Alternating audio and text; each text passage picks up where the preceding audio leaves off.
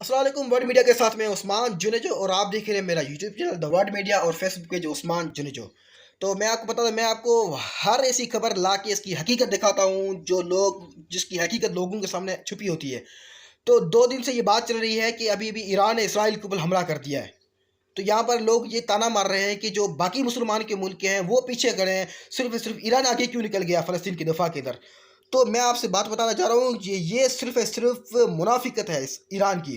कोई हमला नहीं हुआ इसराइल के ऊपर। हाँ, इन्होंने इसराइल के ऊपर हमला किया सिर्फ फ़लस्तीनियों के लिए नहीं, अपनी दिफा के लिए। वो अपना दिफा कौन सा है मैं आपको बताता हूँ। 1 अप्रैल को आप सर्च करें, गूगल पे सर्च करें, यूट्यूब पे सर्च करें, फेसबुक पे सर्च करें।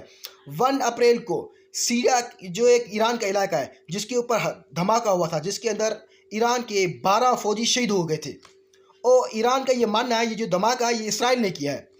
उसी वजह से उन्होंने अपना इंतकाम लेने के लिए अभी भी इसराइल के ऊपर हमला किया है। तो आपको पता है हमले के अंदर क्या हुआ है? हमले के अंदर एक परिंदा भी जख्मी नहीं हुआ है। सिर्फ यहाँ पर मुसलमानों को ये बताया जा रहा है, पाकिस्तानियों को ये बताया जा रहा है कि हम आगे निकल गए हैं, हम हमला करने के लिए आगे निकल गए हैं।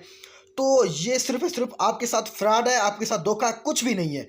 ईरान ने फ़लस्तीन के साथ कोई हमदर्दी न पहले की है, नहीं अभी करेगा।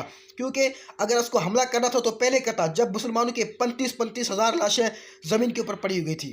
तब ईरान कहाँ गया था? जब मुसलमानों के यहाँ फ़लस्तीन के अंदर अस्पतालों के ऊपर धमाका किए जा रहे थे, मस्जिदों के ऊपर धमाका किया जा रहा था, तब ये कहाँ गए थे ईरान वाले?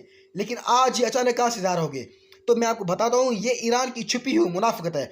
असल वजह यही मैंने आपके सामने बता दी कि 2 हफ्ते पहले ईरान के ऊपर हमला किया था, जिसका ईरान का मानना है कि ये हमला हमारे ऊपर जो हमला हुआ है ये हमला इसराइल ने कराया।